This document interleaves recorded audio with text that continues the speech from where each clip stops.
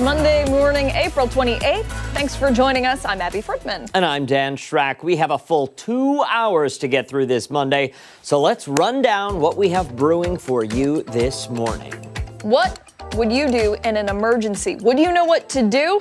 This morning, we'll be joined by Ready to Respond LLC for a hands-on demonstration, learning some skills that can help you stay calm, take action, and even save a life. I like that. And then later, it's this week's Health in a Handbasket. Our nutritionist will join us in studio with some advice on how to keep our bones strong as we approach National Osteoporosis Month. Yeah, and then later, the NFL draft has wrapped up, and the Buffalo Bills are welcoming 9 new players. We'll be joined by our own Jenna Cottrell for her takeaways from this year's draft. I didn't get a call. Were you really expecting one? I was sitting on the couch all Friday night waiting for one. I can't believe we didn't send a camera crew to your house. Gosh, I know. Really missed that one. Before all of that, we want to get a check of today's top stories. Stephanie Joseph has our Monday morning news break. Well, good morning, guys. We begin with new information just in. We now know the date in which cardinals will begin to elect the next pope. The conclave is set to start on May 7th. That delays the secret voting for 2 days for cardinals to get to know one another better and find consensus on a candidate before they are sequestered. The date was set after a series of informal meetings after Pope Francis's funeral on Saturday. Here at home, Rochester police searching for suspects after a shooting that injured a 15-year-old girl. Police say it happened just before 12:30 this morning on East Ridge Road near North Clinton Avenue. We're told about an hour after the shooting, the victim arrived at the hospital by private vehicle. Investigators say she is expected to survive. No suspects are in custody. Those with information should call 911. Happening today, sentencing for a former city employee. Last month, Anthony Hall pled guilty to second-degree assault of a city police officer. Prosecutors say in January, Hall refused officers' orders to leave the scene of a reported domestic incident and injured one officer trying to take him into custody. The incident was captured on body-worn camera video. Hall also pled guilty in a separate case back in November. He admitted to stealing more than $1,000 from the Coalition of Northeast Associations. He faces 2 years in prison and 2 years of supervision after his release. Prosecutors say he must also pay more than $33,000 in restitution. A family is safe this morning, but without a home after a fire on Rochester's west side. Firefighters were called around 12:30 yesterday afternoon to a duplex on Colvin Street. Working smoke detectors alerted the family, giving them time to get out safely. An adult and 5 children were displaced by smoke and structural damage, but thankfully, though, no one was hurt. A dog was rescued from the home. However, 2 cats are still missing. The cause of the fire is still under investigation. An alleged hazing incident at a central New York high school is now under investigation. The Onondaga County Sheriff's Office says the incident was reported Friday evening involving members of the West Hill High School boys varsity lacrosse team. Deputies say they did not witness the incident firsthand and are basing their investigation on reports made to them. So far, no arrests or charges have been announced. West Hill superintendent telling our sister station in part, quote, some West Hill High School students were involved in making a bad decision involving a few other West Hill students off of school property and outside of the school day on Thursday evening. He went on to say, quote, because there are minors involved, there isn't going to be a lot that I can share even once we know specifically what happened. Meantime, tragedy at a street festival in Vancouver, where a driver plowed through a crowd, killing 11 people and injuring dozens more. The incident happened Saturday night at a festival celebrating Filipino heritage. Police say a black SUV driven by 30-year-old Kaiji Adam Lowe barreled into the crowd shortly after barriers had been removed as the event was winding down. Authorities say Lowe has a history of mental health issues, but have ruled out terrorism as a motive. The victims range in age from 5 to 65 years old. Lowe has been charged with 8 counts of second-degree murder, with more charges expected. For all these top stories and any updates, be sure to visit 13wham.com. Back to you guys.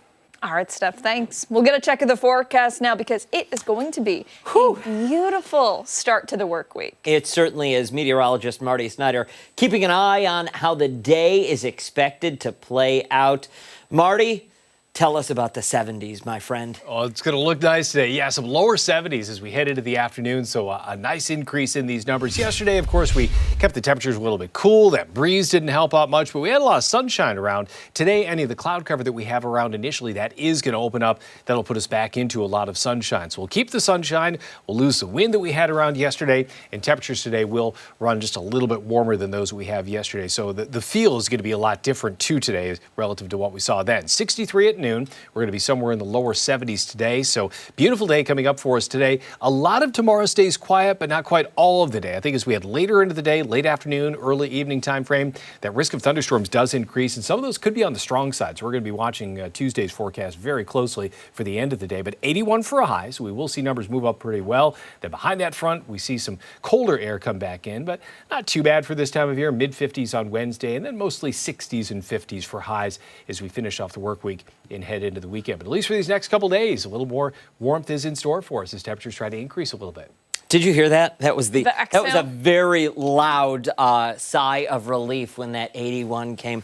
Oh man, look at that. I know. It's just, I can't wait. We've been waiting for it, and it's nice to finally get a taste of what we've been waiting for. We deserve it, darn it. We do, yes. Yes, especially we do. Yesterday, it was a nice day, but it was just chilly out there yesterday. Yeah. Yeah, and that wind this weekend, that was really something. Yeah, that didn't help much. But at least today, not the wind that we had yesterday, and temperatures over the next couple days on that nice upward trend. So something we like to see this time of year. All right, thank you, sir. Okay.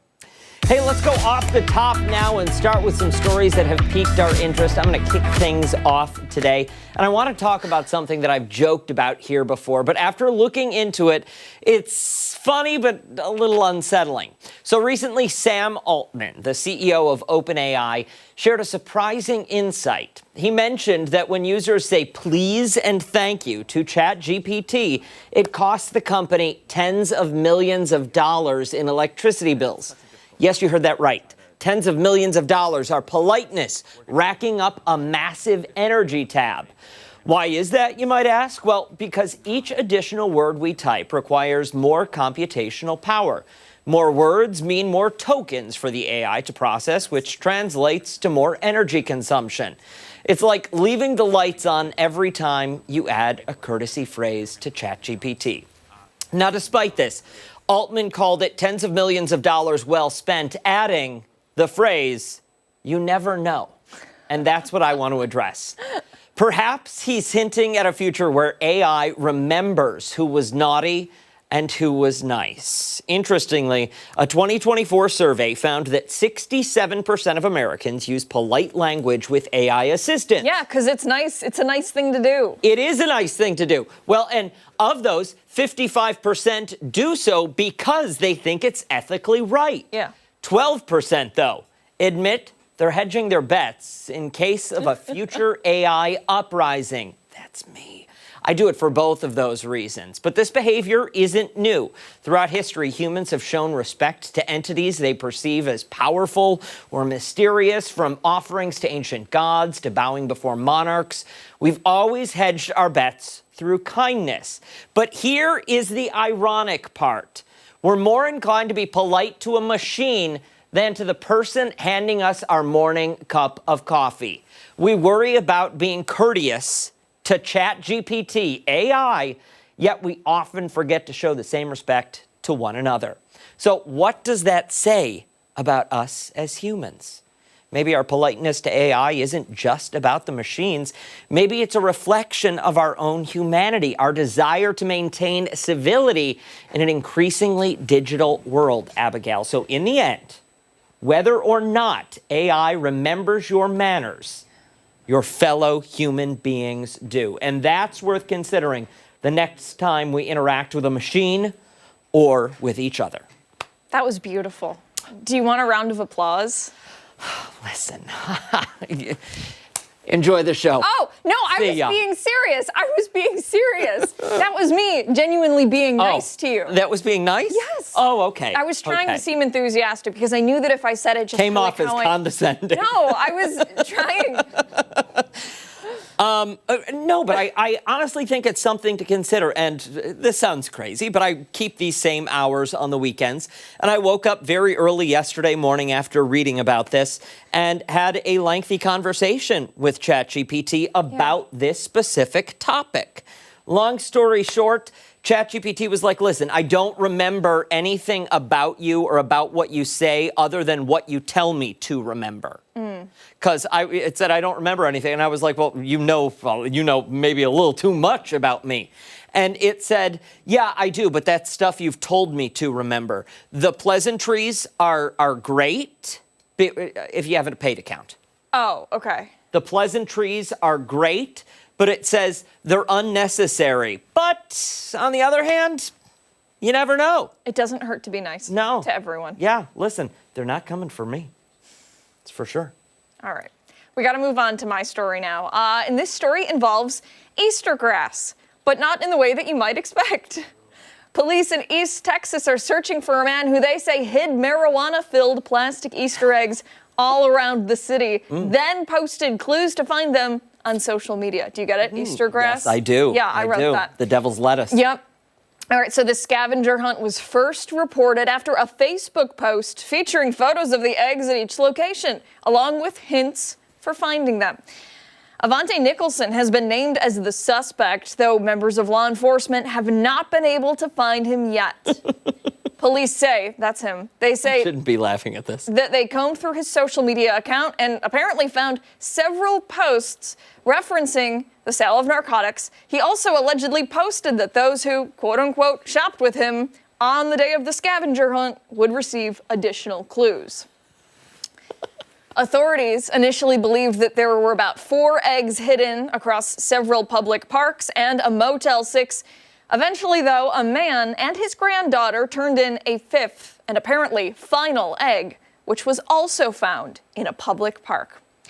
More than a quarter ounce of marijuana was found inside each of the eggs. Police warned residents to be cautious about handling unattended items in public spaces, especially in areas where families gather, which is just a good rule of thumb in general. Yes. If you're at a park and you see something on the ground, don't pick it up. That's just kind of, However, kids play in parks, which is ultimately, I think, what the biggest issue here is. Yes. Okay, Nicholson, if he's caught, could face multiple charges. Warrants have been issued for 3 counts of felony, 3 delivery of marijuana in a drug-free zone, and 1 count of state jail felony delivery of marijuana. I needed to rewrite that, and I forgot. It's okay. Either way, he's facing a handful of charges. The investigation is continuing, and people on social media are a little split on the story. Some are saying this is extremely dangerous, especially because kids would likely be the ones picking up the Easter eggs. Absolutely. If they were found at a public park, right? Little treats inside. For my nephew, there were little dinosaurs inside his Easter eggs. Other people say there are bigger things to be worried about than this. Pick your crime, pick your criminal. They're everywhere, right? And then there were others on social media who say he was just trying to have a little fun. Let him live his life. However, what he was doing was illegal, so... Listen, I agree 100%. I would be a very concerned citizen. I would. There's the devilish side of me who also thinks this is kind of humorous. It's very unique. You know? It's very, very unique. And I'm not going to point fingers or say names, but I know there are some people out there who wish they lived in that part of Texas this past Easter. You know who I'm talking about. Yikes. Either way, they're still searching for him. His picture's been plastered everywhere on social media, Facebook, X, Instagram, you name it. And I guess if you see something, say something. Maybe at like Coachella or something like that. Something this might be a bit more acceptable or less frowned upon. I think if it was in one central place, like if he held it at his house and said, or on his property, my backyard is big, go have fun, sell tickets to it. Like, there were a lot of other things that he could have done in a way that would have been less dangerous. Absolutely. Well, smoke them if you got them. Stick around, a lot more to come right here on ARC Rochester, including when we come back, we are checking in with Chris Lopez, who is spilling the tea this morning. Don't forget, take us on the go wherever you are. Stream us live right now on the 13 Wham YouTube channel. We're back after this.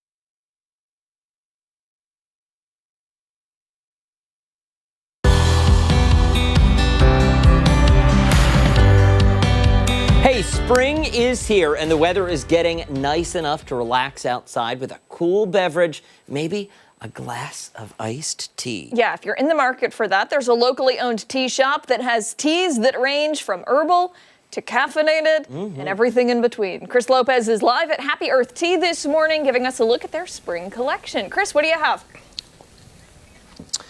This here is an Emperor's Peach Tea. It is a white tea. It has, what do we got in here? Peaches of notes, which I can taste the peaches. You can definitely taste that citrus in this tea. And this is just one of the teas you can get here.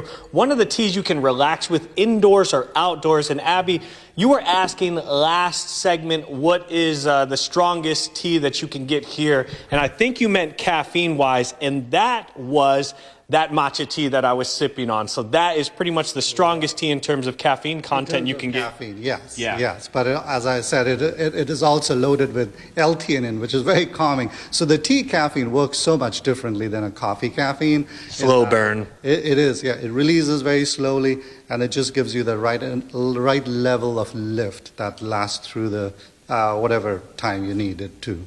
And for these two that we're going to get into, one of these is a featured drink that you guys serve for what, a relatively limited a time? Yes, lavender fields. It's actually very popular during summer, but folks have been asking for it, so we put it on early. And it is basically a Japanese green tea that we pour over ice and a few pumps of lavender syrup with a little bit of lemon juice. And Little tea cocktail here. yes, and that makes for a tea that almost tastes like lychee, Okay. like the tropical fruit Yes. lychee. So it's super popular, very refreshing. It's a fantastic option for a summer day. I love this. This one is now my new favorite. Matcha, take a step aside. This here is golden. What's the key to making a good iced tea? Hot tea is relatively, I think, easy to make. It's very straightforward. Right. Steep it. Yeah, there are several ways to do it. A cold brew method, or making it a little bit more stronger, and then chilling it in the fridge. Now, how we do it over here is we brew it hot and then pour it immediately over ice to give it almost like an ice bath, a quick chill. But that gives you a rich flavor, good flavors with freshly brewed tea. Okay, that is deadly right there. I have to watch that. I've been drinking a lot of tea throughout the morning. I have to watch the caffeine content. Yeah. When it comes to springtime, do people tend to gravitate towards springtime teas when it comes to springtime? Or are people just generally coming in here for any kinds of teas? I know that may be a dumb question. No. There is a segment of folks who try to stay very seasonal with teas, and we have that capability, which is wonderful, to be able to have teas that are harvested in spring. March and April teas are so different, as I was saying earlier, than the teas harvested later on in the year.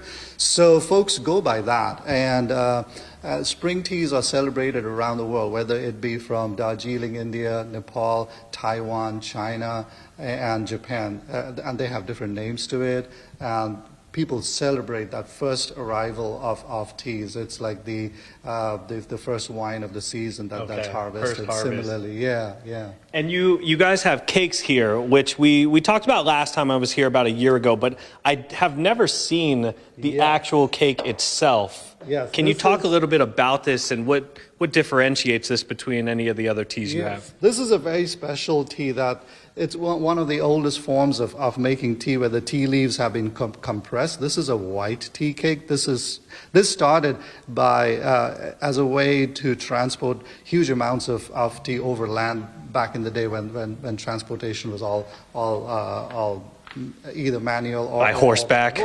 Yeah, right. But they also discovered a way in which tea, accidentally, they discovered that this tea could actually be aged. So the longer this tea stays, the better it gets. The flavors become so much more deeper, so much more rounded, mellower, and it becomes very priced. It becomes very expensive as this tea ages in this cake form. So it's like almost like an aged wine. Not all teas can be done. Not all teas age well, but if they do, these teas are mighty valuable. And you guys age this. This is rice paper, right? This is what it's in. Yeah, in here? this is actually, it can be rice paper. This one is mulberry paper. Oh, it's okay. a breathable paper. So you don't store this tea in airtight conditions like we advise for our other teas, because this tea is a living organism. It needs to breathe. So if you the best way to store this tea is to leave it wrapped in this paper. Okay.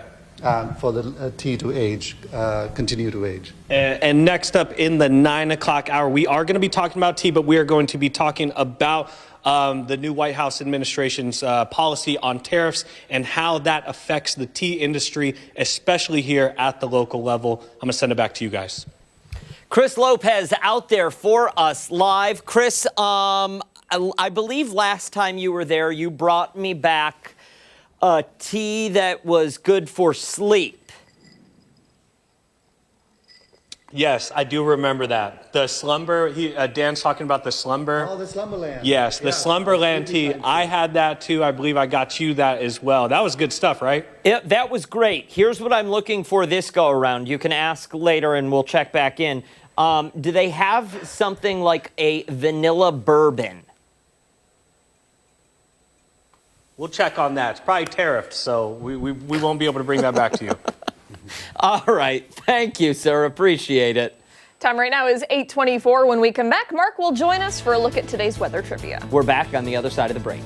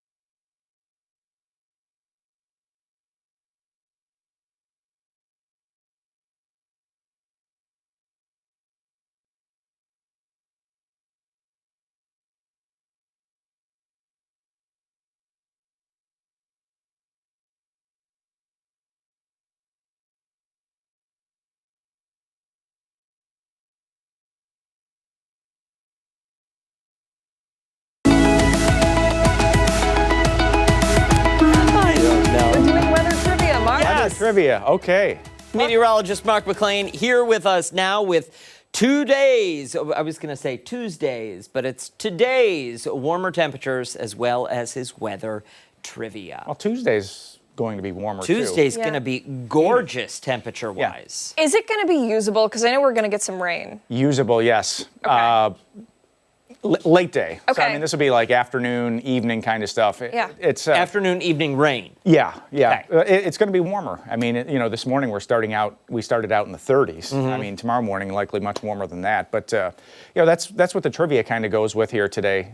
Storms. Talking about the potential for some storms in the area tomorrow. So this is up on Facebook. We put this up every morning. Put your guess up there. We're moving into severe thunderstorm season in western New York. How many days each year does Rochester, New York see thunderstorm development?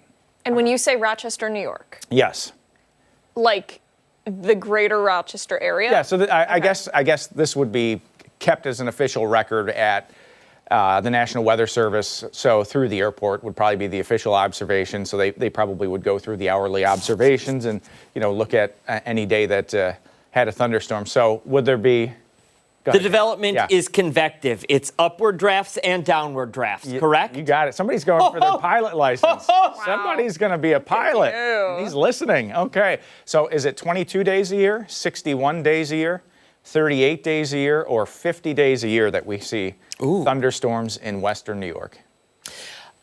What is Western New York defined as here? So it'd be our viewing area. How about something Okay, like that? okay. So the 8-county area that surrounds Well, I us. think that's a valid question, don't Yeah. you? No, it is. It is. Yeah, Yep. it is. What do you think? You gonna hold in that guess? Save it for 9 a.m.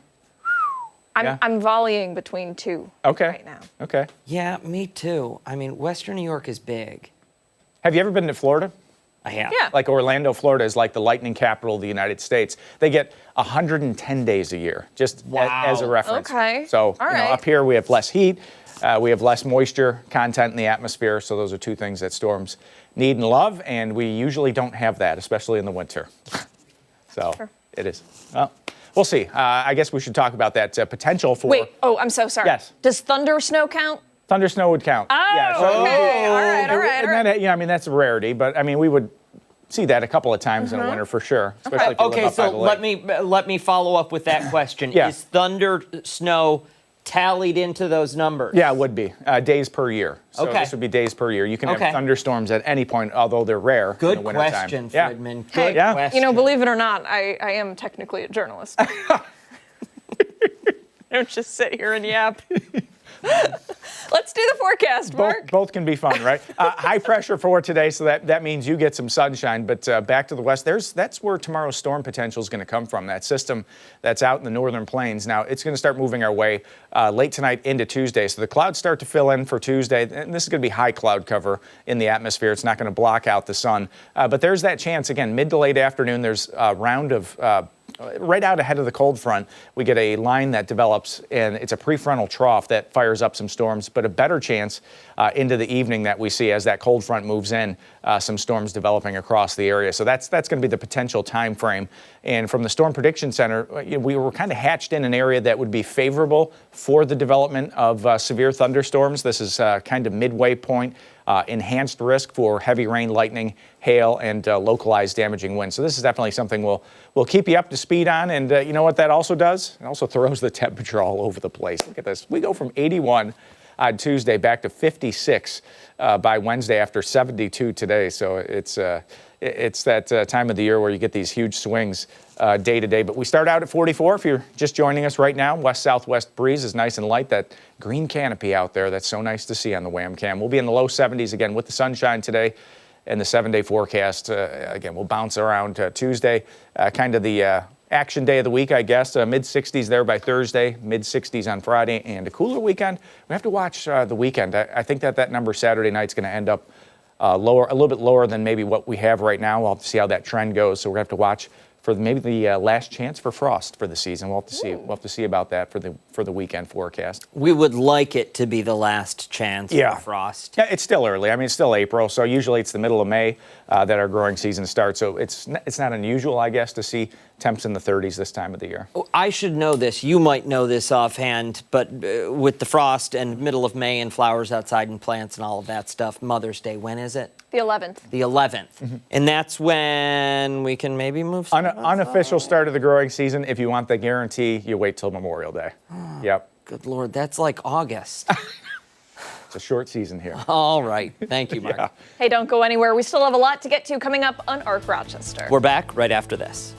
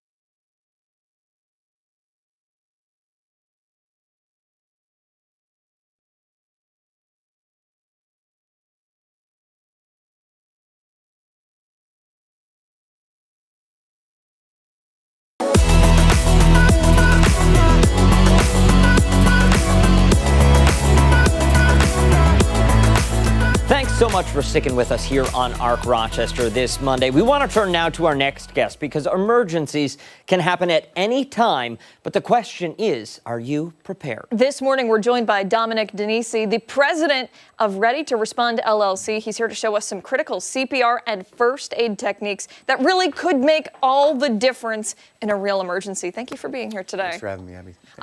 You brought along a mannequin here, Yes. A dummy, right? Is it okay that I call him that? Either way. Okay, Yep. great. And so this is a CPR certified piece of equipment, right? Correct. All right, so tell us a little bit about who you brought today. Well, he doesn't, I know the old name people are used to is Annie, but we call this is Braden. Okay.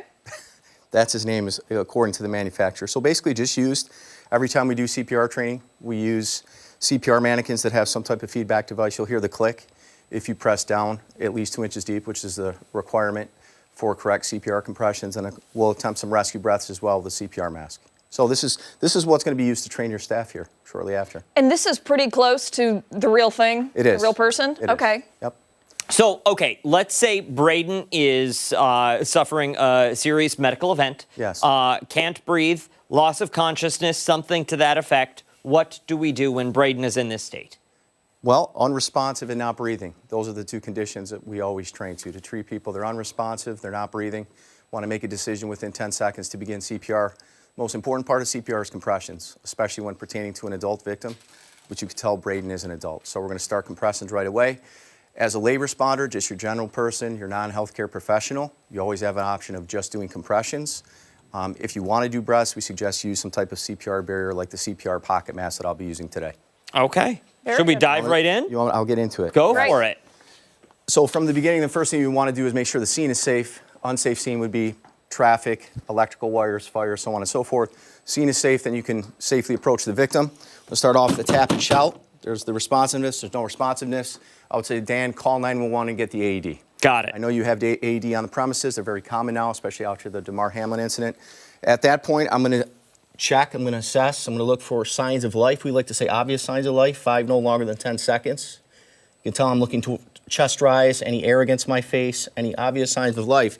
If I don't detect any, I'm going to get into the compressions. Okay. So I'm going to take the bottom part of one of my hands, right or left, whatever the rescuer prefers, center of the chest, lower part of the breastbone, literally on the breastbone. I'm going to place that hand, the bottom hand first, take the top hand, slide and curl.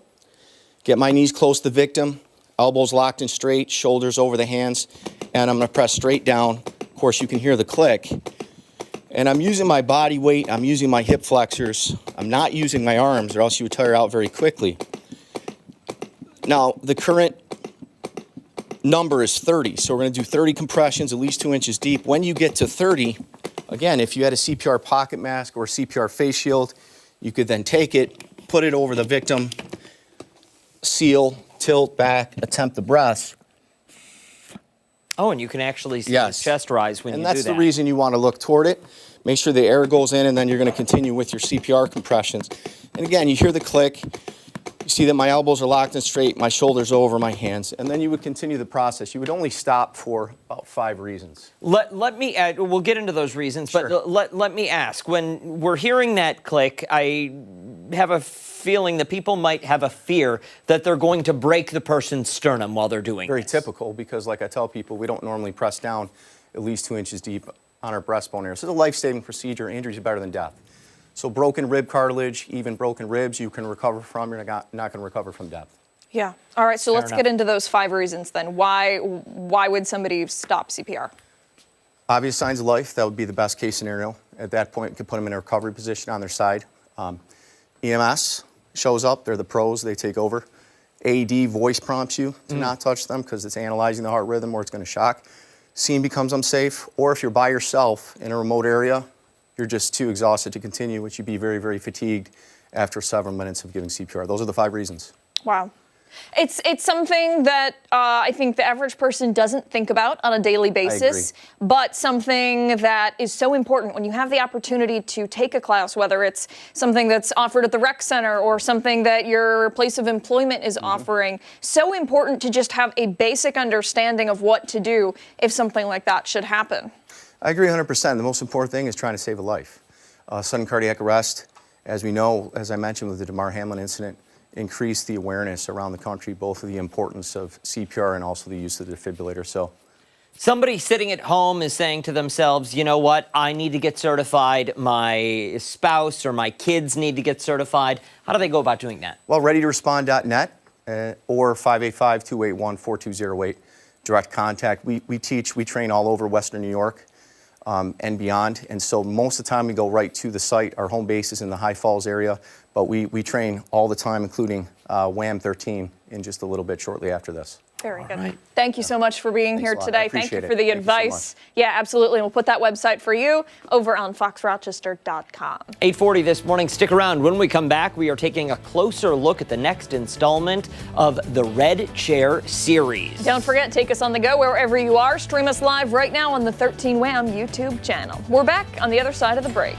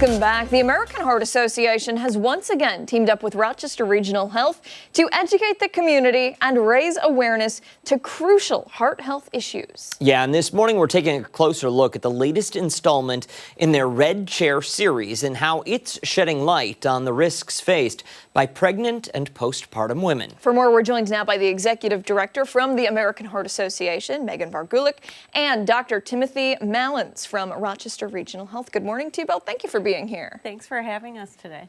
So about every 2 months, one of these new videos drops, yes? Yes. Give us the overview of what the latest video will be. Perfect. This is our 4th video dropping today. So we're really excited to focus on where you live. So today's really focused on rural health and how that affects your health and heart outcomes. All right, so break that down for us, if you don't mind. Yeah, so about 1 in 5 Americans live in rural communities. So small towns, there's some really fantastic aspects of living in a small community. There's also some really unique challenges. There may be less physicians, less hospitals, so a longer time to get to a hospital if something happens, less healthy food. So the American Heart Association and Rochester Regional Health are really looking at how do we address that. And Doc, what role do you play in this month's Red Chair series? So my role is I run an area that includes a lot of rural communities. It's something that I've been always pretty passionate about because, one, I love the Finger Lakes and I've been out there, but we don't think of geography as really being a cardiovascular risk factor when it is. Because when you're in Rochester, we've got all of the bells and whistles of all of the best machines and testing and procedures that we can do. But when you move away, when you're further away, you start to get more time to get to where you need to get. And in particular for acute heart attack is if you live 30 miles away, that time that it takes you to get to where you can open up this artery, you're doing damage to the heart muscle. So time is really a risk factor, thus geography is a risk factor. And what we're trying to do, not only within Rochester Regional, but with the Heart Association, is bring care locally. We want to provide not only for the patients, we want to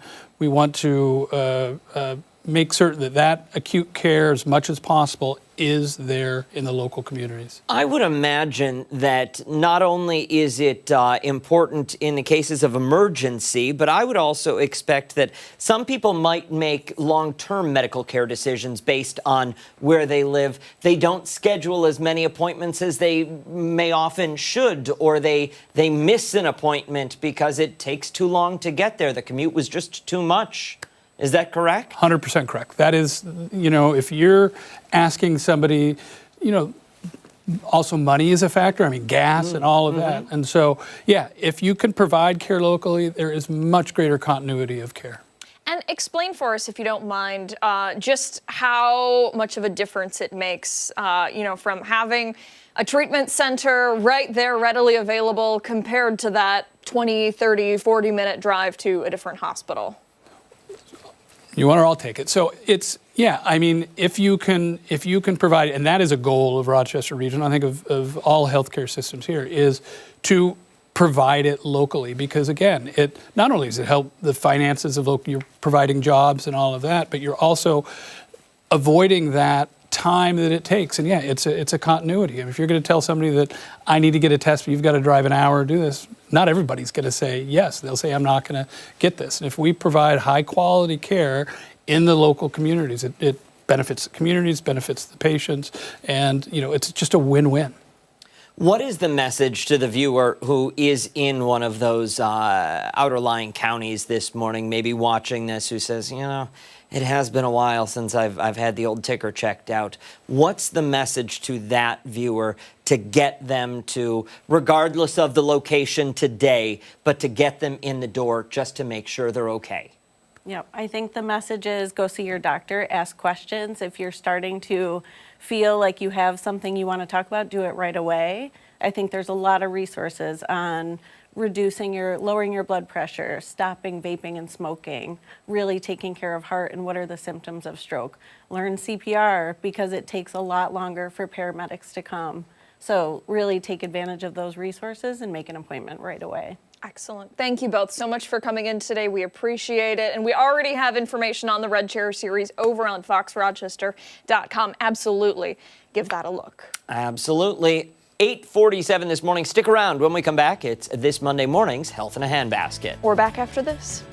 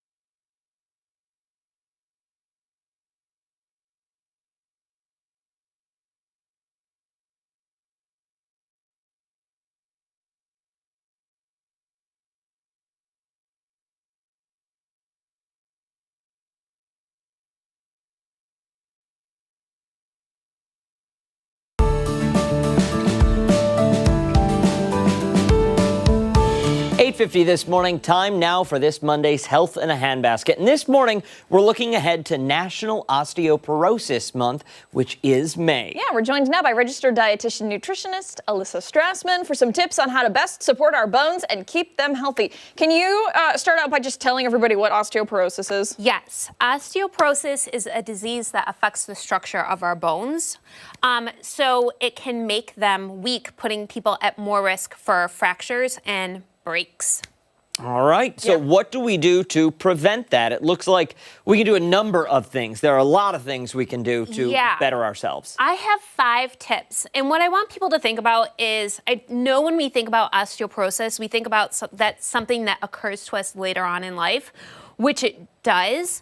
But this is something that we can work on all throughout our life. So as we are growing, through our years, we are building our bones. We're building the skeleton that we live in today. So it's really important that we are supporting our bone health all throughout our life and doing things that we can do to help build our bone mass. And as we get older, when we're no longer building our bones anymore, maintaining them and keeping them strong. Preventative care. Yeah. Yes.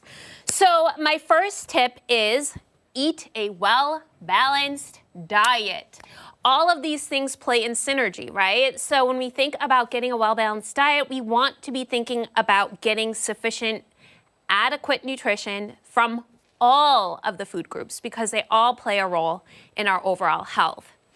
The second is to get enough calcium and vitamin D. We do not make calcium, so it's important that we get this from our eating style. And so calcium is important for building and maintaining strong bones. And we talk about calcium, and most of us are not getting enough of it. So some sources of calcium in our eating style come from our dairy group. Thinking about our milk, our yogurts, our cheeses. For those of us who are lactose intolerant, we can get it from our lactate milk or lactose-free milk and products. For those of us who follow a vegan or vegetarian lifestyle, we can get it through soy milk or fortified soy products. tofu. We can also get it from bok choy, our dark green leafy vegetables, broccoli, and almonds. And then we talk about another mineral which is important, or another vitamin which is important with our bones, and that's vitamin D. That helps us to absorb calcium and also helps with remineralization of our bones. So we get vitamin D from, do you know where we get vitamin D from? The sun. The sun. We also can get it in some of our fortified based products. So some of our dairy products that are fortified, we can also get it from fortified foods like orange juice, where it's calcium and vitamin D fortified. We can get it from sardines and salmon. And also the egg yolks. So we think about egg yolks is another place, and tuna, so our fatty fishes. We can also get it from UV treated mushrooms as well. Let me think. It seems like if you pretty much eat clean, it's gonna do something good for your body. We want to make sure that we are getting a well-balanced eating style, and also thinking about calcium and vitamin D, especially as we think about many of us not getting the calcium that we need, and also the region that we're in, sometimes it's hard to get that sunlight that we need. So my next tip is talk with your doctor about your risks for osteoporosis. So we think about some of the risks that we have, our age, our race, our genetics, but we have the modifiable lifestyle things that we can do as well. If we're not getting sufficient calcium and vitamin D, or if we're not getting sufficient nutrition in general, that can all put us at risk for osteoporosis. We've got about 30 seconds Yes. left, so let's talk about what else. Exercise. We think about weight-bearing activities that can help support our bones. We think about hopping, walking, jogging, running, all of those things, playing sports, gymnastics. All of these things are things that can help to support us with keeping our bones strong. Good stuff. Alyssa Strassman, alyssastrassman.com, and remind us of the socials. Yes, Facebook, Alyssa Strassman, RDN, CDN. Excellent. Perfect. Hey, don't go anywhere. A lot more to come right here on ARC Rochester. We're back after this.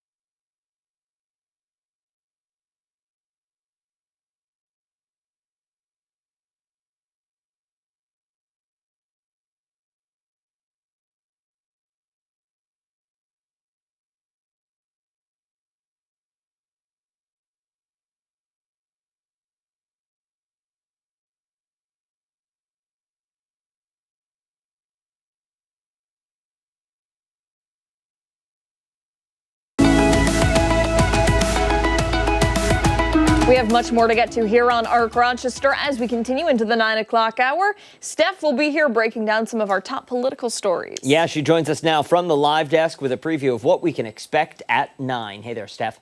Hey there, guys. Good morning. In today's Political Pulse, we're following a massive federal raid at an illegal nightclub in Colorado. More than 100 people suspected of being in the U.S. illegally were detained. Who else was there and what was seized? Plus, why a Wisconsin judge was arrested by the FBI last week. Then where President Trump's approval rating now stands ahead of his 100 days in office. That and much more is coming up in our 9 o'clock hour. Ark Rochester returns right after this.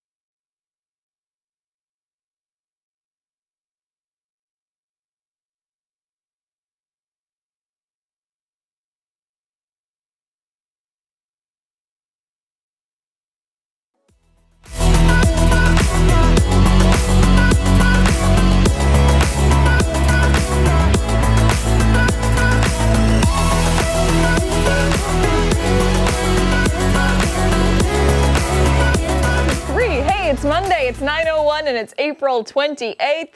Thanks for joining us this morning on Ark Rochester. I'm Abby Fridman. And I'm Dan Schrack. That is meteorologist Mark McLean. We'll check in with him for his forecast coming up in just a few moments. But before that, we want to check in with Stephanie Joseph over at our Breaking News Center with your Monday morning news break. Hey, Steph.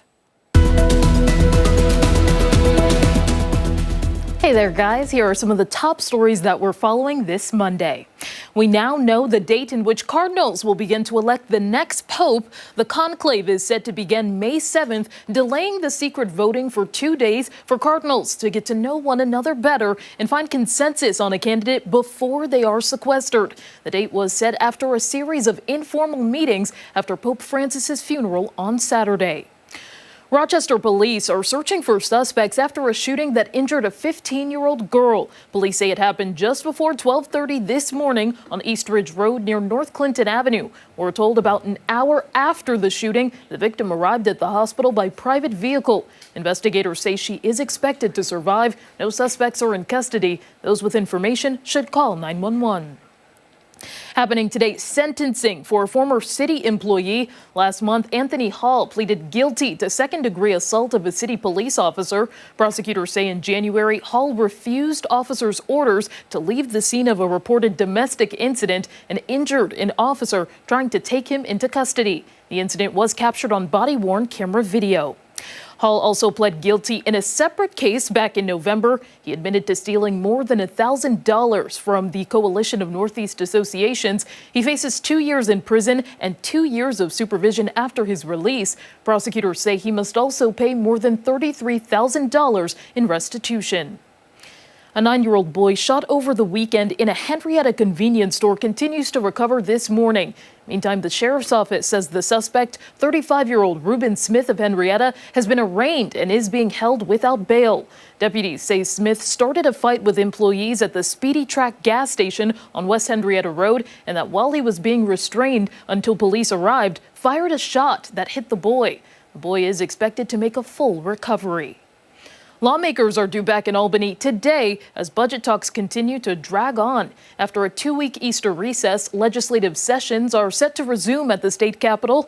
Last week, lawmakers approved an 8th budget extension, with state funding now nearly 4 weeks late. The $250 billion budget was originally due on April 1st.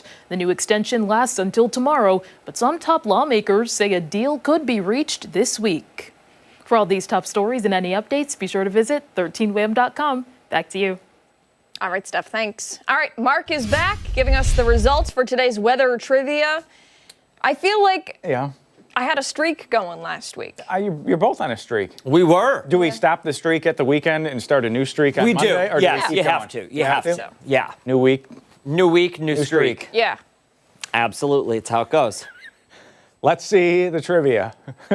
Here we go. Thunderstorms. His mind goes right to the gutter. I think that's where it went.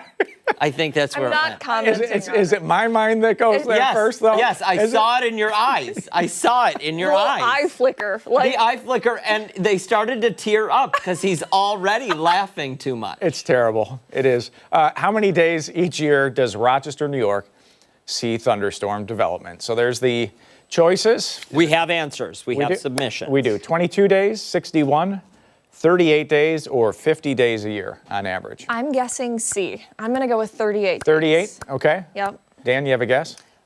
I need those options one more time. I'm sorry. 22, 61, 38, or 50? I'm going to go 50. Okay. Julie says C. There's another C there. 2 Julies, Julie R and Julie T. Jennifer, Dave, and Barb all went with A. And you know what? A's right.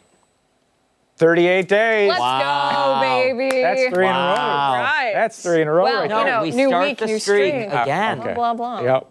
All right, I'm counting it as 3. All right. Well, the reason that we don't get more thunderstorms is because the Great Lakes stabilize the atmosphere in spring and summer around here. We're actually very fortunate.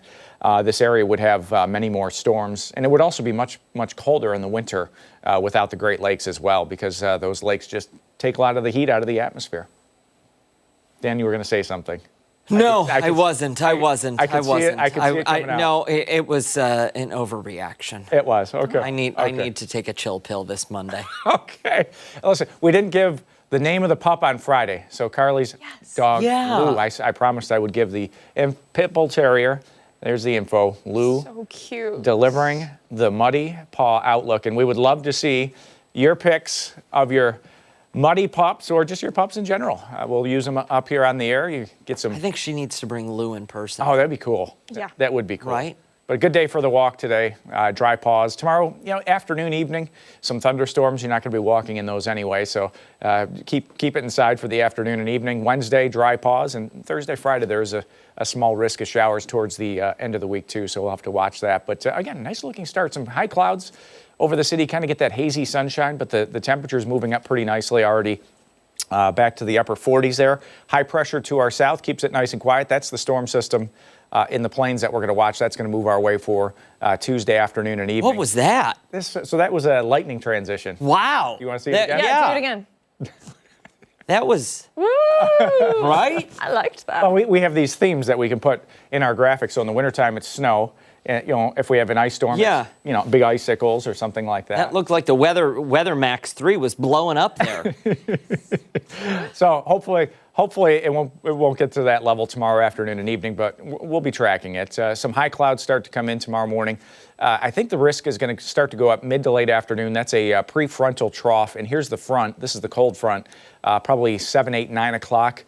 Tuesday evening. That's going to be our best chance of seeing strong or potentially severe thunderstorm. After that, it quiets down pretty nicely. But according to the Storm Prediction Center, any of these storms could have damaging wind, hail, lightning, some heavy rain with them. That dark brown area that's kind of hatched in western New York, western Pennsylvania, and eastern Ohio is the likely area that some of that could develop. And again, we'll keep you up to speed on it, but I wouldn't worry too much at this point. I think one thing that works in our favor is the timing of that front. It comes through after sunset, so that could put a little bit of a limit on the potential of those storms. But they're going to be soakers too. I want to show you this. We're not going to get any rain today, tonight, but watch some of these amounts roll up as we head through Tuesday. Yeah, about half an inch to 3/4 of an inch.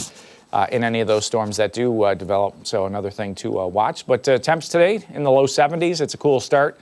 We'll have more sunshine by the afternoon. It turns warmer. And the 7-day forecast has 81 for Tuesday.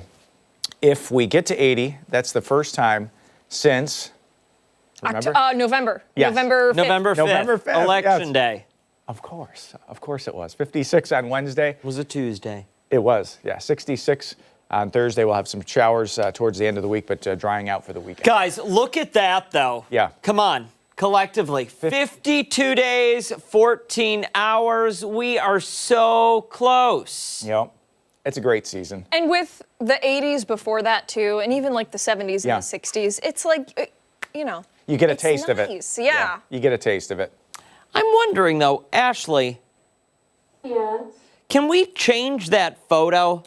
Sure. What do you want? I don't know. I'm bored of it, and like Ontario Beach or something. yeah, One of our beaches? there's no starfish around Expect that here. tomorrow. And what, like, are we a beach cowboy with that hat? What are we doing? It was the starfish that triggered him today. It It was was what I could find Set 'em on off. again high strung today. I need another cup of tea or something. I don't know.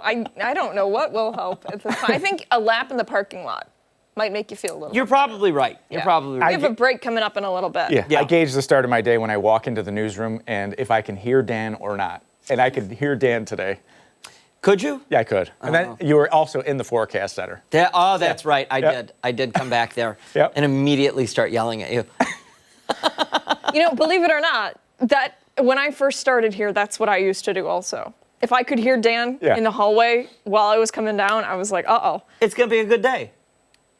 If you can't hear me in there, you know something's up. If there's music playing, that's good. If it's like happy music. The other day I came in and there was like spa music. And I was like, this is nice. And you said something about how you were going to have a heart attack. Yeah, and I was like, needed this is a not moment. nice. This is I not needed a nice. moment of zen. I needed to mellow out a little bit. Was it a Monday? No. No. Oh, okay. No, it was just a random day. Random day.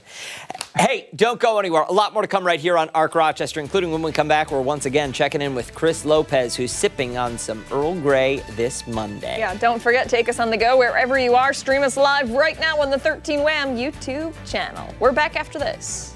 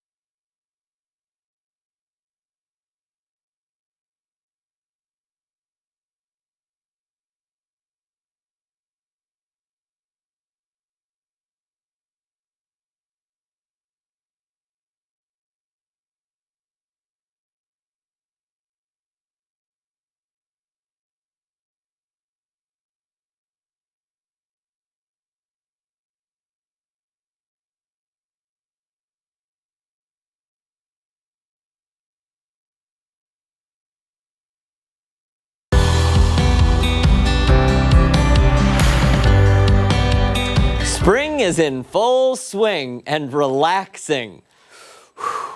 Indoors or outdoors with a refreshing beverage is at the top of my list this May. Yeah, I think a lot of people feel that way. There's a local tea shop in the South Wedge that has a wide selection of teas, from herbal to caffeinated to hopefully something that'll lower our blood pressure. The shop is called Happy Earth Tea, and Chris Lopez has been there this morning giving us a look. Chris, give us something that is going to help us unwind a little bit. Probably the slumber. We'll see what we can do with that. I don't know if it's sold out, but we'll get into that in a little bit. I may bring you guys a sample back. But in this segment, I do want to talk about the tariff policy from the White House administration, or the Trump administration, bringing in sweeping policies with this 10% universal, 145% from China, and that affects local businesses, national businesses. And particularly uniquely, the tea industry. Tea has grown relatively everywhere but here. I mean, you can grow it here, but you have so much grown all over the world. Right. How have you guys kind of gone around this, or how have you tried to circumvent this? It's quite an unfortunate situation that we find ourselves in, particularly when it comes to our Chinese teas. We have quite a significant portfolio of Chinese teas that we carry. In fact, the holes are already beginning to show up in the shelves here. You know, people talk about how they're going to be empty shelves, and it's very heartbreaking to have it in our little tea shop here. So at 145%, a tea like this is a Chinese tea from last year. This tea costs currently $27. This would be costing $66 at 145% tariff. So this is just, this is just a no-go for us. We have put on... No-go meaning, have you had to stop everything that you're importing in? Yes, currently. So by now we would have ordered our spring teas, so we haven't been able to do that. And we have gone ahead with our import orders for teas from Taiwan and from India and Nepal. So that would be a 10% escalation of prices, which is, again, unfortunate given the times that we are in. You know, we cannot keep pushing those prices higher anymore, and that's something that we want to do last. But yeah, we find ourselves in this very difficult situation where we're not sure what we are supposed to do. And also at the end of 6 months, or at the end of 90 days, who knows what's going to happen. Or at the end of next week, something might change. So that uncertainty also prevents us from taking any decision. And tea, it's not like we can grow here, we being the U.S., we cannot grow some of the teas that they can grow in China. It's impossible, essentially, based on the terroir, the climate there. We just do not have that here. Yes, there is some tea being grown in the U.S., but again, tea is a product of terroir, as you mentioned. You know, especially when it comes to premium teas, even within the parts of, say, China. China is, no matter what your feelings about that country, they make some of the best teas in the world. But even within China, a tea that is made in Fujian province, Far East, cannot be replicated in the western provinces of China. They are so localized, those products, you know. So these premium teas bear the origin in its taste, in its flavor, and that cannot be replicated here. In America, there is some tea being grown, but they are totally small-scale operations that wouldn't be able to sustain. Keep up with the demand? Yes. How do you have a plan yet? I know there's a lot of changes going on, day in, day out, sometimes hour in, hour out. Do you guys have a plan to go around that? Well, the loose plan is to pivot to more teas from other parts of the world, Japan, India, Nepal, Taiwan, so that we will be pivoting more towards those teas. But certainly those teas, Chinese teas, they have a strong following, and I feel sad for the ones who drink that tea, that wouldn't be able to be replaced. And essentially, if the U.S. loses out on this tea from China, Europe essentially will take it. Yes, So it won't just sit there, but someone else will have it. Yes. I only envy our friends in Europe right now because they are having a merry go at the teas from India and from elsewhere, from China and all that, because they are not hindered by these tariffs. But the teas on the wall that we're looking at right now, no price hikes yet. So people can come in, support you guys, get the teas from China. Yes. Currently, we have adequate stocks, but this could change quite quickly. In fact, people have already been buying teas in bulk to store up. And so right now we are good, but most likely the prices could be changing. Changing economic climate when it comes to tea. I wish you good luck. Thank you for hosting me. Thank you Resident tea expert here. Come check this place out. Happy Earth Tea. Support your local business. I'm going to send it back to you guys in studio. Oh, nice calming place of zen there. Yeah. We appreciate that moment, Chris. Thank you, sir. Time right now, 9:19. When we come back, Steph will be here breaking down some of the top political headlines this Monday. Your news break is coming up after this.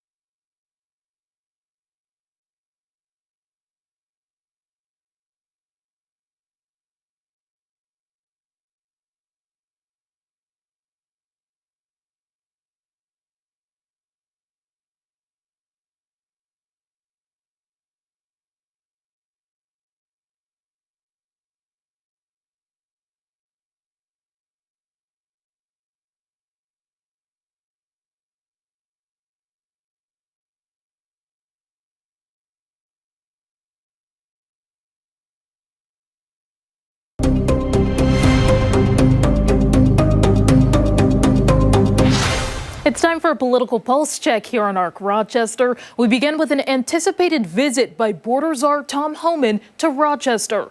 The Locust Club confirming that Homan will stop by tomorrow. This comes after a controversial traffic stop involving Rochester Police and Border Patrol in March. The police chief and mayor condemned the officers for assisting the federal agents as it violated the city's sanctuary status and General Order 502. Last month, Homan said in an X post that he stood with the RPD officers and, quote, help is coming. We do expect to learn more about his visit today, and we'll bring you details on air and online at 13wham.com. More than 100 people believed to be in the U.S. illegally were detained in a massive raid in Colorado Springs. More than 300 federal agents busted an illegal nightclub as part of a drug investigation. There was also more than a dozen active duty military members there attending or working as security. The owner of the property expressing shock after seeing the damage from the raid. He says the leaser's contract was set to expire by the end of the month. This is an underground illegal nightclub, okay? And what was happening inside was significant drug trafficking, prostitution, crimes of violence. We seized a number of guns in there. And now to the latest on a deportation last week that's making national headlines. Lawyers and advocacy groups say 3 children who are U.S. citizens were deported with their mother to Honduras. These were 2 separate cases. One mother was deported with her 2-year-old. Another was deported with her 4- and 7-year-olds. The children aren't deported. The mother chose to take the children with her. Now, when you enter the country illegally and you know you're here illegally and you choose to have your citizen child, that's on you. That's not on this administration. Now, attorneys for both mothers, though, say they wanted their kids to stay with family in the U.S. The FBI arrested a Wisconsin judge on courthouse grounds on Friday. Milwaukee County Court Judge Hannah Dugan is charged with obstruction and concealing an individual from arrest. Authorities accused her of helping an undocumented immigrant avoid arrest by federal officials. The man was taken into custody after agents chased him on foot. Some are criticizing the Trump administration for this, of undermining the judiciary. What happened there is terrible. That could happen with a judge is so ashamed. And we have to bring our country back from all these criminals that Biden allowed to come in. We have a country. We have to be proud of our country. We can't let these people stay, and the courts are allowing them to stay. And we're just not going to allow it. I think they're trying to send a message to chill the judiciary, to punish someone with an uneven hand, with a lot of force, with a lot of might, to the extent that she has this person I just described to you, who is one of the nicest people in this city, in this county, to be handcuffed and to be brought into this situation is just appalling. And new this morning, Russian President Vladimir Putin declared a 3-day ceasefire in Ukraine. That will start on May 8th through the 11th, and Putin is calling on the same from Ukraine. Those dates coincide with World War II commemorations. This comes after Trump met face-to-face with Ukraine's president as peace negotiations over the war continue. In a Truth Social post, he called out Putin directly, saying, quote, "Vladimir, stop," following the deadliest strikes in Kyiv since last summer. And President Trump seeing the lowest 100-day job approval rating in the last 80 years. In an ABC News Ipsos poll, 39% of respondents approved of Trump's job. ABC News reports that's down 6 percentage points since February. The previous low for approval of a president at or near 100 days was 42%, held by Trump in 2017. In multiple posts on Truth Social, Trump said the polls were incorrect. The numbers published as Trump prepares to mark 100 days. For more on these stories and any updates, be sure to stick with us both on air and online. Our Rochester is back right after this.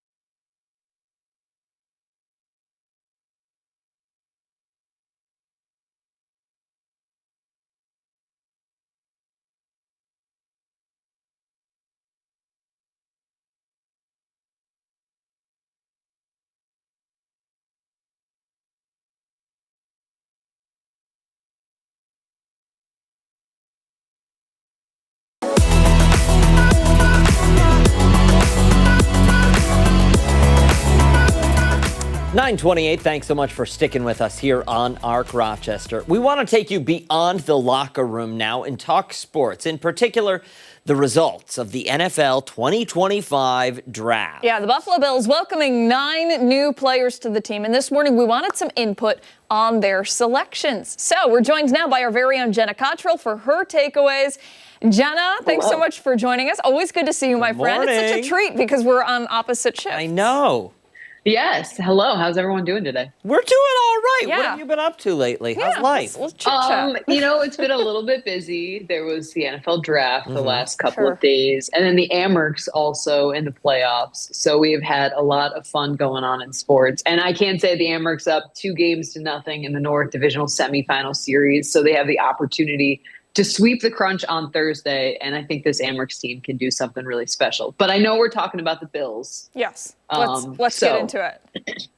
All right, yeah, so just a little bit of an overview. So the Bills ended up having 9 players that they drafted, 6 of those on defense, 3 of those on offense. I think for a lot of people, they wanted to see the Bills kind of put in a lot of effort to the defense, and Brandon Beane doing exactly that. Beane was actually just on WGR radio out in Buffalo and said, he doesn't understand. There's a lot of critique of him not drafting more wide receivers. The Bills used 1 pick on a wide receiver, and that was in the last round of the draft.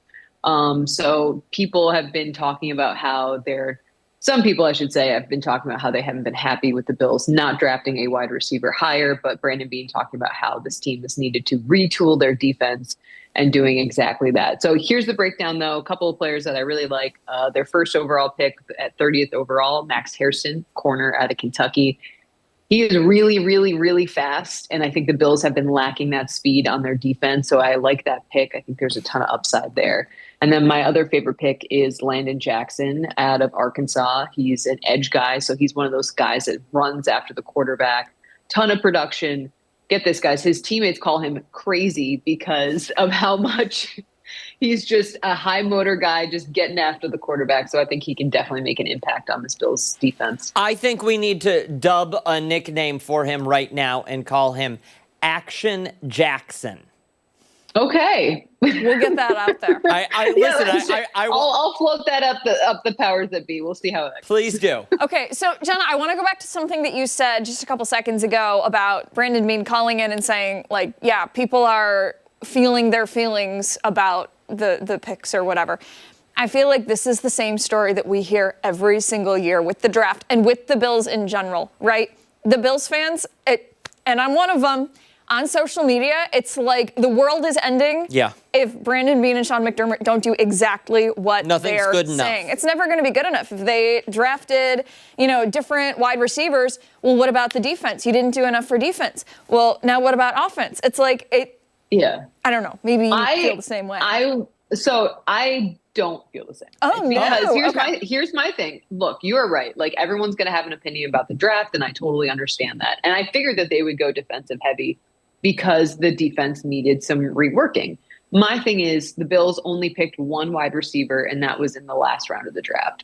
I would have just liked for them to pick a wide receiver earlier on in the draft, because wide receiver is such an important piece of this team. Josh Allen is the NFL MVP. We know what he can do with less, but what can he do with more? The Bills scored 30 points per game last season. Their offense was rolling, but I think one of the ways to really utilize the draft is because wide receivers, if you're a really good wide receiver, you're going to make a lot of money, and it's really expensive to get a guy and to bring a guy like that in. So the Bills talk about how they want to draft, develop, and re-sign. So I think a key would be to bring in a wide receiver earlier on in the draft that does have a lot of traits or attributes that you think can be successful. Have them work with the NFL MVP, and then keep them on their rookie contract, so you're able to benefit from kind of the cheaper price. And then if they hit the open market and it's going to be too much money, you can move on for them. But those first 4 years, you get a really good player at a really reasonable price. Okay. So this is not to say that the 7th round pick isn't going to be good, but obviously the earlier on in the draft, usually that equates to how much talent and production and what you can get out of let's keep playing Monday morning quarterback then. Who do you think is there a name that you would have rather seen them pick earlier on for wide receiver? Well, I think it depends on what round they would have gone after. And I'm not saying the Bills should have picked a wide receiver in round 1. I am not saying that. I think they made a really great decision on drafting a corner. They need a corner. They drafted 3 corners.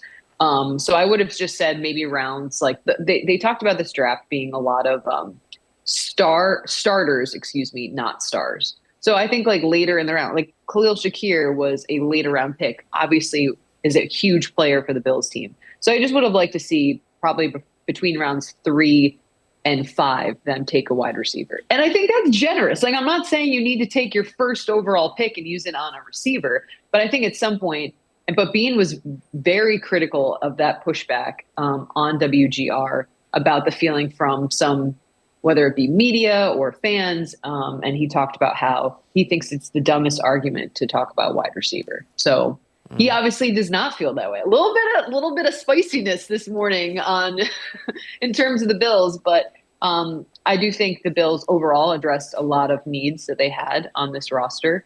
But yeah, I just would like to see there be some top-end wide receiver talent because Josh Allen is really good, but I think he can be even better with a guy that can separate or has speed or can be that, this game is all about matchups. And if you have a guy that's just frankly better, I think it can make the Bills be that much more explosive on offense, which would be scary to think about. Talent overall this season with these recent drafts, with the players we already have, with the MVP, what do you see this team doing? Yeah, I mean, I think overall they are way better than they were last season going into this year. Like, I think that with Stephon Diggs being gone last season, it was really like, what is this room going to look like? What is this team going to look like? We figured they would take a step back. That step back equated to them going to the AFC Championship, as we all know. So I think for where this team is at right now, I do expect them to add some wide receivers, not obviously through the draft since that is over. But I think for this team now, it's like ahead is rookie mini camps, which they'll do in Buffalo, and then mini camps where they'll get the team all together before training camp starts in Rochester in July. But I think overall, where you look at the talent level of this team, it is definitely higher than it was last season. So I think they're in a good spot, but obviously you want to keep adding and keep signing free agents and kind of see what happens from there. If they need more wide receivers, I'm open. I mean, Brandon Beard might be calling. I personally would love to see that. Dan, what's your 40 time? Say again. What's your 40 time? 32 seconds. 30. Okay, so the Bills' first round pick from Thursday ran a 4.28. So you're a little bit slower. Oh, okay. 4.27 then. Okay, yeah. Okay. All right, then maybe get your pads ready. Thank you, Jenna Cottrell. Appreciate it. And of course, if you missed any of the draft madness and mayhem, the Buffalo Plus team has got you covered. Just head over to the Buffalo Plus YouTube channel. Much more to come on ARC Rochester. When we come back, we're previewing an upcoming event featuring a best-selling author. We're back on the other side of the break.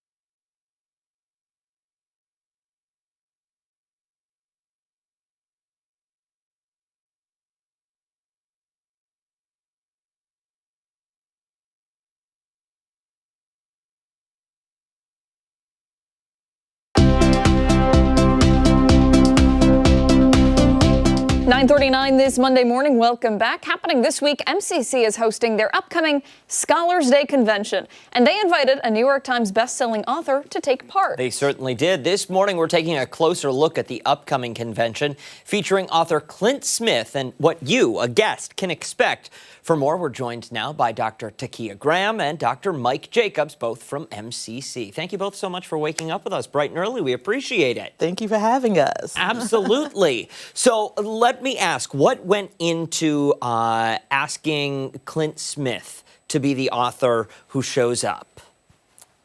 Please go ahead. So we have a long history of selecting the best of the best at MCC, right? So Scholars Day has this rich tradition of finding people who are on the pulse of American culture. And so just looking at who would be encouraging to our students, who would be interesting to listen to. And so that's the practice every year, just seeking out the best thinkers, the best writers, the best speakers. So paint us a picture of what Scholars Day 2025 will look like. Sure, I can help there. So Scholars Day is this remarkable, multifaceted two-day event meant to showcase and celebrate research at our institution. Research largely conducted by our students, but also research and scholarship of our faculty.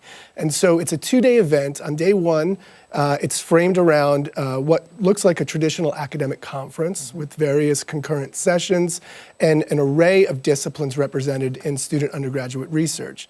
And on day two, we take that research out of the conference session and put it into a more communal space where folks can come and engage students, taking a look at their projects, having students engage them a little bit through poster sessions, and then that evening it all culminates with a dynamic keynote speaker that can demonstrate to students what that research looks like in real practice. Oh, wow.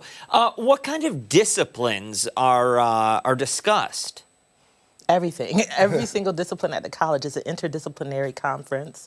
And the keynote speaker, this year we're doing something a little bit different. Instead of just a traditional keynote, he is going to be on stage with myself and Norma Holland, and we'll ask him a series of questions that are interdisciplinary, that look at, you know, how language and memory and creativity and nonfiction all come together. So you see that represented in the students' presentations and the faculty presentations as well.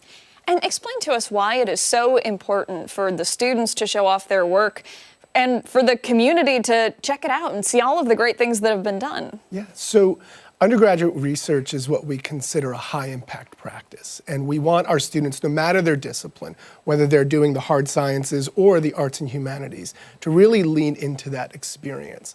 It's what we use to help students develop what I call the critical and creative habits of mind that are going to propel them not only to their academic and professional goals, but really enrich their lives as well.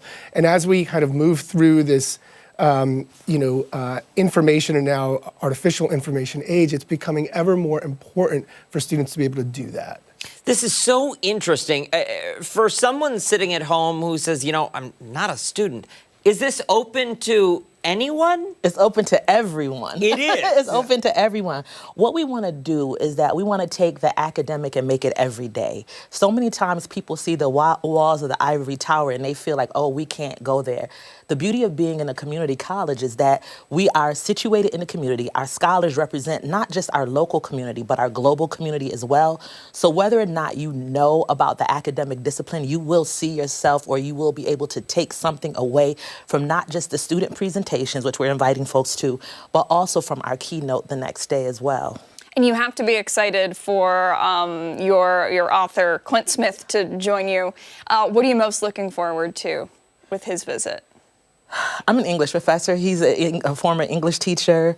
Just being able to talk about the word in so many different, I don't want to get into my English professor mode here. No, please do. Go for it. So here's the thing. We have such a respect for the written word, but he has the written word and the performed word. So you have this young black male scholar who is just writing in nonfiction. He's writing in creative writing, but he's also talking about hard topics. So he's talking about race. He's talking about historical memory.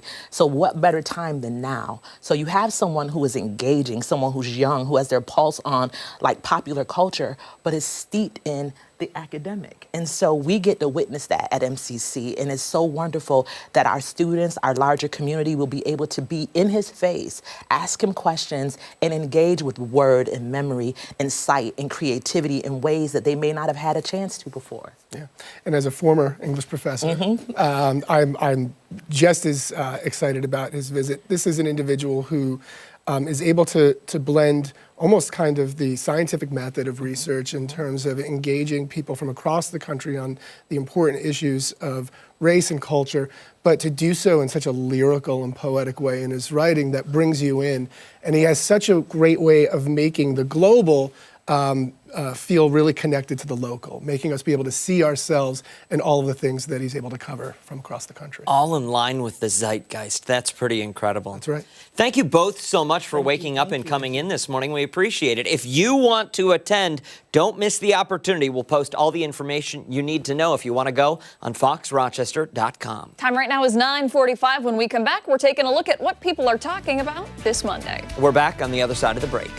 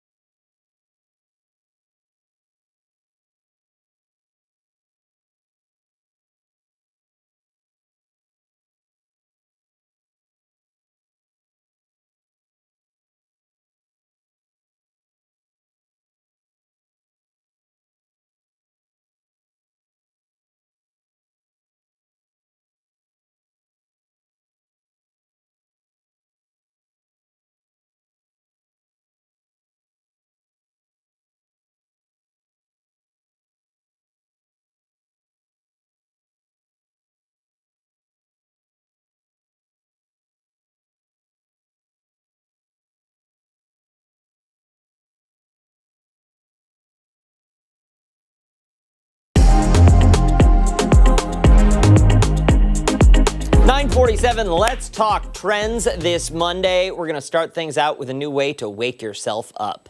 You know the brand 5 Hour Energy. They've partnered with a Mexican food chain, Taco John's, and they're introducing a limited time mango habanero hot sauce that is infused with caffeine. This is like two of my favorite things right here. Listen, my first question before we go any further is, Ashley, did we order it yet? You'll have to read the prompter. Oh, we better have, because I think you were able to start buying this today. So the product comes just in time for Cinco de Mayo, which of course is May 5th. The sauce contains 200 milligrams of caffeine per serving. Love it. According to the company, the sauce is hot, spicy, and just the right amount of unhinged. That sounds like us. That's exactly what we need, too.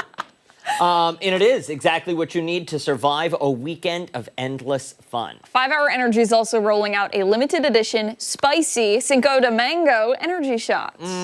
Okay. I mean, if I have to. I want the hot sauce. I try them both. That's what I want. Customers will get the hot sauce free when they purchase their new mango flavor on the company's website while supplies last. And surprise, Ashley bought it for us. Yes. Send me the receipt. There it is, right there. I'll just screen grab this and send it to corporate. Oh my goodness. All right, so the launch is following the success of last year's energizing barbecue sauce, which featured a very similar concept. Wait a second. One shot of this stuff was 17. No. This is a pack of 6. Okay. And it's the only way they sold it, either 6-pack or 12-pack. That's fine. I was gonna say I don't know if corporate's gonna go for one shot of hot sauce being $25.99. So that's 6 shots of the actual energy drink. It's only one bottle of the hot sauce. Okay. So that's how it's like a little. That's all right. That's how they get you. It's okay. It's a little hook. All right. Our final story this morning, our second story this morning, a race unlike any other. Oh, no. Ashley. Okay, we're going here. A race like any other this weekend. It was the world's first sperm race that was held in L.A. Yep, you want me to just finish this? I think Okay. it would be appropriate if you The did. event was organized by a startup founded by teenage entrepreneurs, surprise there, all to raise awareness to the worldwide decline in male fertility. So the creators said that although it can be a relatively taboo topic, it's something that needs to be talked about. All right, so I get that. I understand that. That when it is phrased like that, when we're talking about science, that's great. I'm on board. I support it. In the race, 2 competitors went head-to-head in a format similar to boxing. It includes weigh-ins, statistics, pre- and post-race interviews, betting opportunities, live commentary. Mark left. I think it was head-to-head that got him. Even trash talking. The race had over 400 spectators. Wow, quite an audience. Both competitors adopted healthier lifestyles, including abstaining from alcohol, regular exercise, and ensuring adequate sleep in preparation for the race. Yeah, the race was conducted using a microfluid device that simulated the human reproductive system. Sperm samples were then injected into the device and displayed on large screens. The sperm that made it to the finish line, which is an egg, who did so the quickest was crowned the winner. Yeah. The event raised over $1 million for research efforts. The organizers say that this is something they want to continue to do yearly and that a potential sperm racing league may be in the works. The winner of this got 10 grand. That's crazy. There was trash talk up on that stage. It's wild. I know. Listen, it's wild that we just brought you that story. Okay, just one more story. A brand that is drawing attention with their marketing, the personal care brand Billy launched a unique advertising campaign in New York City. Yeah, the campaign features scratch and sniff posters that allow passersby to smell giant armpits. The ad promotes Billy's new tropical-inspired scent for their all-day deodorant. You see it right there. Yeah, several of these posters were seen throughout the city, sparking attention on social media. Users are sharing their encounters with the scented posters, too. The new scent is being described as a sweet vanilla coconut scent that features spiced vanilla, coconut cream, and sunny sandalwood. If you want to get a sniff, the ads will be up until May 18th. Here's my issue with this. Please. This is New York City, okay? That's exactly what I... You're walking up to posters and scratching and sniffing them. You don't know who or what has put what or whom on that poster, okay? You don't. You don't know. You don't. You don't know. I wouldn't... You would have to pay me a large sum of money to walk up.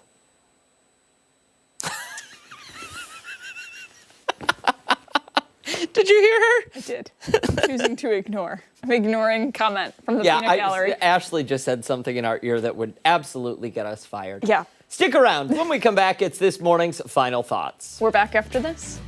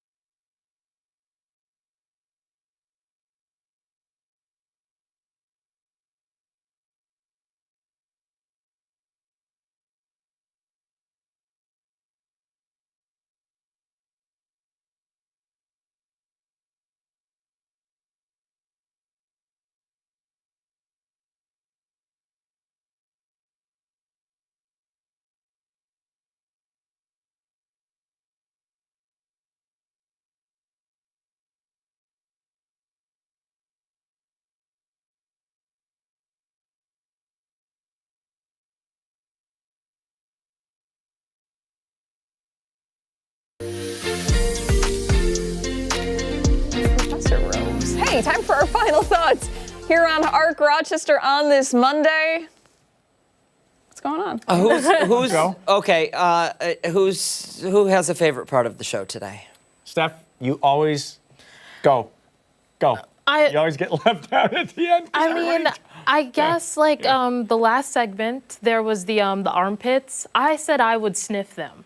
That's gross. You would. I would. Well, here's what They're I want to supposed know. to smell good, right? Well, I want to know if it's like freshly applied deodorant, or is it like, oh, smell this? She's been wearing it all day. You know that's what it is. But like that's it's New York City. But if they're trying to sell the deodorant, then they want to make sure it smells good. Yeah. But like, there's other people that are. Yep. By. Maybe I would. Like, are you first in line, or are you like the 300th person there? If they ripped down the sheet to reveal the ad and said, you get to be the first one, I'd do it. Okay, yes, absolutely. If I walked past it like 15 days in a row and it's been up there. In New York City. And I'd think twice. Hand sanitizer handy. Yeah. I mean, you scratch and sniff and you wonder, is that the armpit or the subway? Oh. You really do. You do. Favorite part of the show? We talked bills. What else did we do today? That was fun. The CPR certification, super important, you know, and we're fortunate enough that those folks are going to be sticking around, I believe. Absolutely. Given some training. And of course, the sperm race, super important. The super you guys were more than halfway through the segment before I even read the super. What did that was it almost say? The race of the little swimmers. I'll be here all week, guys. I'll be here all week. The little swimmer that We won't be. We're getting fired. That does it for us here on ARC Rochester. Make sure to wake up with us tomorrow morning starting at 4:57. Where are we then? We're at 13 Wham ABC. Join Steph and Mark there later today for 13 Wham News at midday. Bye.